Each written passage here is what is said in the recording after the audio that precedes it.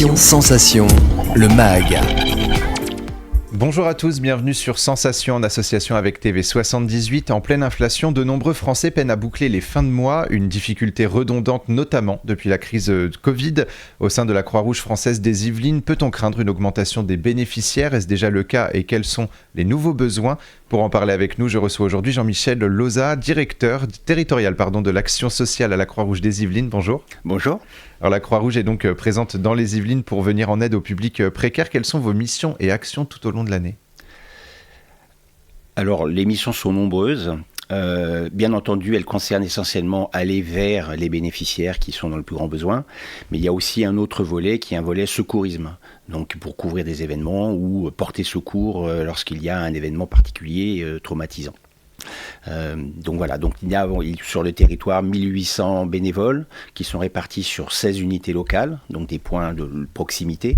Et donc dans chacune de ces unités locales, il y a des activités qui sont réalisées en fait en complémentarité avec les autres associations locales. L'idée étant de ne pas multiplier les offres et plutôt de les diversifier. Donc c'est justement essentiel de travailler ensemble, main dans la main, avec les différentes associations du territoire. Absolument. C'est d'autant plus essentiel que la précarité augmente, les besoins augmentent, et il faut vraiment jouer désormais la complémentarité et pas la concurrence. Donc on est organisé, structuré, avec le département, avec la préfecture, pour qu'il y ait une coordination et une animation du territoire. Vous l'avez évoqué, du coup, d'autres associations sont réputées pour organiser des collectes de dons alimentaires. Vous le faites également plusieurs fois dans l'année. On peut vous croiser ou vous rencontrer à l'entrée des supermarchés avec une liste de produits essentiels. De quels produits parle-t-on ?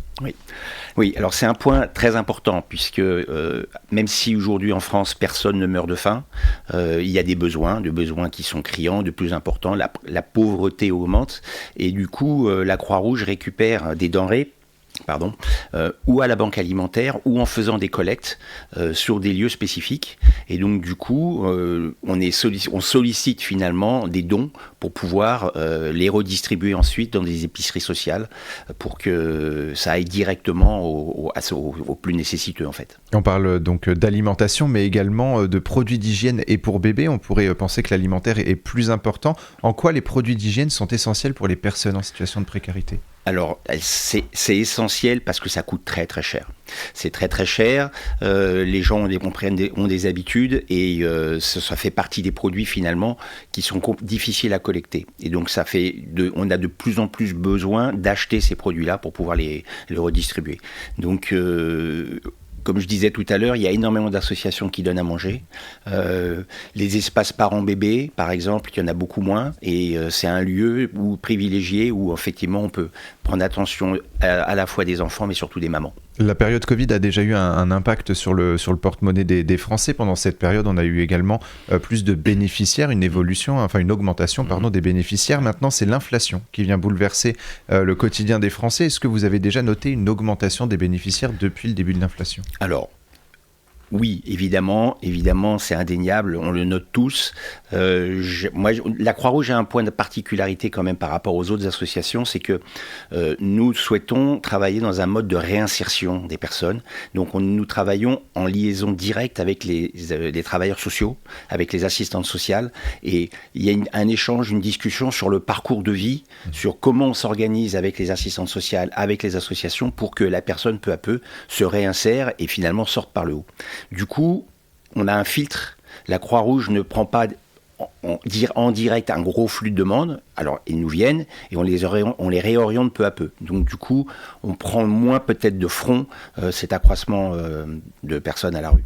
Est-ce que la conclusion, c'est aussi que les citoyens font moins de dons envers les associations, justement ? Ça, sans doute. Même si lorsqu'il y a eu la période pour l'Ukraine, il y a eu un afflux important de solidarité. Mais au quotidien, c'est vrai que les citoyens sont de plus en plus sollicités et que finalement les dons s'amenuisent un peu. Et au sein de la Croix-Rouge, justement, quels sont les besoins actuels pour venir en aide aux bénéficiaires, à ceux que vous suivez, que vous aidez ? Alors, comme je disais tout à l'heure, on a besoin de plus en plus d'acheter des denrées alimentaires. Et ça, c'est vraiment quelque chose qui est très, très, très structurant. Donc, on a besoin de fonds pour cela. L'ensemble des fonds, bien sûr, sont redistribués dans lors d'activités pour les bénéficiaires. Mais oui, je dirais surtout de l'alimentaire aujourd'hui. Et vous organisez également des maraudes. Comment s'organisent ces maraudes? À quoi servent-elles? Alors les maraudes, c'est porter secours pendant la nuit. Il y a des personnes qui sont dans la rue. Alors elles sont dans la rue parce qu'elles n'ont pas trouvé de lieu où dormir, puisque le matin ou pendant toute la journée, elles peuvent appeler le 115 pour solliciter un hébergement pendant la nuit ou de l'aide. Et en fait, les maraudes se mettent en action dans l'après-midi et pendant toute la nuit pour porter secours, pour aller rencontrer ces personnes qui se sont manifestées et qui ont dit « j'ai besoin de quelque chose ». Donc les maraudeurs vont à la rencontre de ces personnes-là.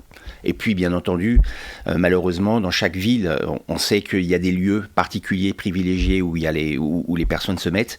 Et donc entre deux points de rendez-vous, on va les voir et on essaie de leur porter secours. Et un dispositif que vous avez mis en place, c'est le Vestiboutique. Quels sont les objectifs du Vestiboutique? Alors le Vestiboutique, aujourd'hui il y a une grande mode sur tout ce qui est vêtements vintage, etc. etc.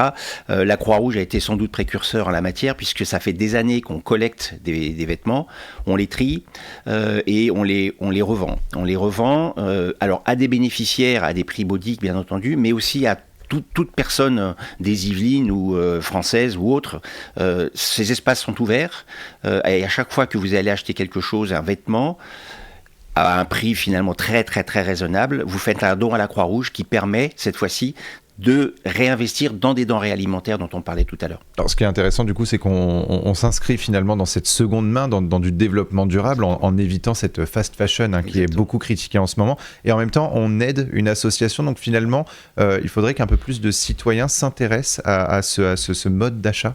Oui, et puis il faut aussi sans doute que l'on en fasse un peu plus la promotion. Alors bien sûr on est en concurrence directe par rapport à d'autres sociétés qui gagnent de l'argent avec ça. Nous on va le réinvestir. Mais c'est important qu'effectivement tous on sache que on peut passer la porte de la Croix-Rouge et venir faire un don finalement sous cette forme. Alors en achetant quelque chose ou en faisant un don tout court, puisque ça c'est effectivement, ça sera toujours quelque chose qui sera réinvesti dans des actions locales. Et on peut également donner nos vêtements? On peut donner nos vêtements, absolument. Et on a beaucoup de personnes qui, effectivement, viennent dans une unité locale, et qui font des dons. Et donc, du coup, ces dons-là, de la même façon, ils sont triés. Et puis, une partie va partir dans un troisième cycle. Et puis, une seconde, la première, la nominale, va être disposée dans nos boutiques pour nos bénéficiaires et nos clients. On a beaucoup parlé de l'aide alimentaire et de l'aide vestimentaire, du coup. Quels sont les autres accompagnements et aides que vous proposez au sein de la Croix-Rouge? Alors, la Croix-Rouge accompagne sur toute forme d'action. Par exemple, l'enseignement du français, le soutien scolaire, la domiciliation. La domiciliation étant la capacité de se faire envoyer le courrier à la Croix-Rouge parce qu'on est dans la rue et qu'on n'a pas on est sans domicile fixe. Et une adresse, c'est fondamental pour pouvoir se réinsérer. Donc voilà, des types d'exemples d'actions que l'on fait. Elles sont très très nombreuses et du coup c'est un vrai bonheur pour un bénévole parce qu'il peut basculer d'une activité à l'autre et finalement voir de nombreuses facettes de comment investir son temps pour les autres. Justement, en parlant de bénévoles, vous êtes à la recherche de bénévoles donc pour vos actions sociales mais également pour les JOP 2024. Quelles seraient les missions des bénévoles pour les JOP 2024? Alors, petit focus sur les Jeux Olympiques. Il va y avoir évidemment une grande manifestation et énormément de population, énormément de sportifs. Et bien entendu, il va falloir porter secours au public et puis accompagner les sportifs. Donc, pour chaque site olympique, des associations ont été nommées et en fait, ça se régule. C'est-à-dire qu'il y a vraiment des actions pour tous. Et il y a un commun dénominateur, c'est que nous sommes en manque de secouristes. Et donc, du coup, on recherche des secouristes qui seraient prêts à s'investir pendant les JO. C'est une façon aussi d'y participer. Ils seront formés. Et d'ici là, ils seront formés. Ils auront été un peu sur le terrain pour pratiquer. Et du coup, ils seront opérationnels pour les Jeux Olympiques. Donc, on n'a pas besoin d'avoir des bases, finalement, de secourisme pour pouvoir vous rejoindre, justement, pour ces JOP. Absolument.